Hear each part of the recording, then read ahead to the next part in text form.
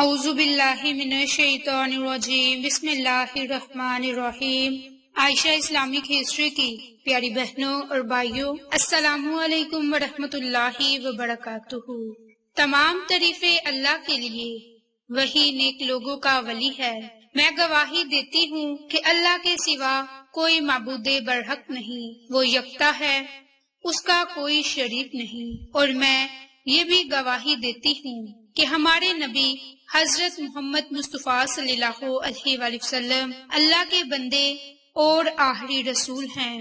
یا اللہ ان پر اور ان کی آل پر اور تمام صحابہ کرام پر اپنی رحمتیں، برکتیں اور سلامتی نازل فرما، آمین۔ میری بہنوں اور بھائیوں، آج کی اس ویڈیو میں آپ کے ساتھ ذی الحج کے آخری دنوں اور محرم کا چاند دیکھنے تک کا ایک خاص اور مجرب عمل اور وظیفہ شیئر کرنے جا رہی ہوں، لیکن اس سے پہلے میں آپ کے ساتھ محرم الحرام کے مہینے کے متعلق مختصر سی معلومات اور فضیلت اور برکات شیئر کرنے جا رہی ہوں۔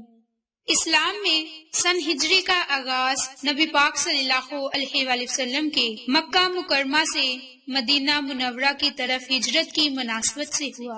اسلامی کیلنڈر کا پہلا مہینہ محرم الحرام کا ہے اور ماہ سال ہر لحاظ اور سائد اللہ رب العزت کے بنائے ہوئے ہیں، اور قرآن کریم میں بہت سے مقامات پر ان ماہ و سنین کا ذکر آیا، لیکن اللہ تبارک و تعالیٰ نے ان مہینوں میں، ان ایام میں، ان لیل اور نہار کو ایک دوسرے پر فضیلت اور برتری بخشی ہے۔ مقصد اس کا یہ ہے کہ اللہ تعالیٰ کے بندے اور نبی کریم صلی اللہ علیہ وآلہ وسلم کی امتی اللہ تبارک و تعالیٰ کے ان انعامات اور احسانات اور فضائل اور برکات کو اپنے دامن میں سمیٹ سکیں، اور اس کی تاکید خود قرآن مجید میں اللہ تبارک و تعالیٰ نے فرما دی ہے۔ فرمایا، ان کو اللہ کے دنوں کی یاد دلاؤ۔ اللہ رب العزت جب دنوں کی یاد دلانے کی تاکید فرما رہے ہیں، وہ دن ہیں کہ جن دنوں میں اللہ رب العزت نے اپنے بندوں پر اپنے انعامات اور احسانات فرمائے ہیں۔ اب ان انعامات اور احسانات کو یاد کرنے اور ان پر خوش ہونے کے مختلف طریقہ کار ہیں۔ مختلف ادیان اور ملال خوشیوں کا اظہار مختلف انداز میں کرتے ہیں۔ تلاوت قرآن مجید سے اپنے رب کو یاد کرتے ہیں، تسبیح، تحمید اور تحلیل سے اپنی زبانوں کو تر کرتے ہیں۔ حضرت محمد مصطفیٰ صلی اللہ علیہ وآلہ وسلم کی ذات پر درود و سلام کا نذرانہ پیش کرتے ہیں۔ یہ مبارک مہینہ حرمت والا مہینہ ہے، اور یہ ان 4 مہینوں میں سے پہلا مہینہ ہے جو کہ حرمت والا مہینہ ہے۔ میری بہنوں اور بھائیوں، مبارک مہینہ ماہ محرم الحرام کے پہلے 10 دنوں میں روزہ رکھنے کی بہت زیادہ فضیلت اور برکات ہے۔ اسی طرح عاشوراء کا دن بھی بڑی ہی فضیلت اور اہمیت کا کامل ہے۔ محرم الحرام کے 10ویں دن کو عاشوراء کیوں کہا جاتا ہے؟ اس کی ایک بنیادی وجہ تو یہ ہے کہ چونکہ یہ ماہ محرم الحرام کا 10واں دن ہے، اس لیے اسے عاشوراء کا دن کہا جاتا ہے، اور عشرہ عربی گنتی میں 10 کو کہتے ہیں۔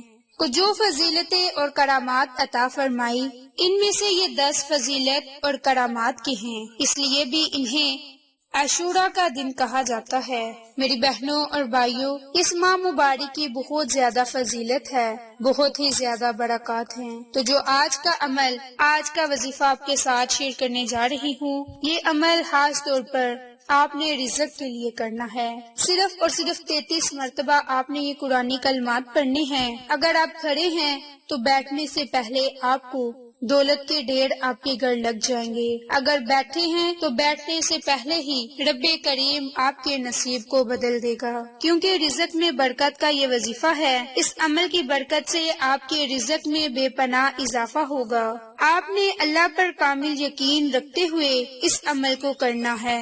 یہ ایک ایسا عمل ہے کہ جس کے کرنے سے آپ اگر کھڑے تھے تو بیٹھنے سے پہلے، اور اگر بیٹھے تھے تو کھڑے ہونے سے پہلے آپ کے قدموں میں دولت کا ڈھیر لگ جائے گا، کیونکہ یہ اتنے بابرکت کلمات ہیں، اتنے طاقتور یہ کلمات ہیں کہ جن کے کرنے سے اللہ کی ذات آپ کو بے شمار نواز دے گی۔ یہ ایک ایسا عمل ہے کہ جس کے ذریعے دعا رد نہیں ہوتی۔ اس وظیفے سے رزق میں کمی نہ ہوگی۔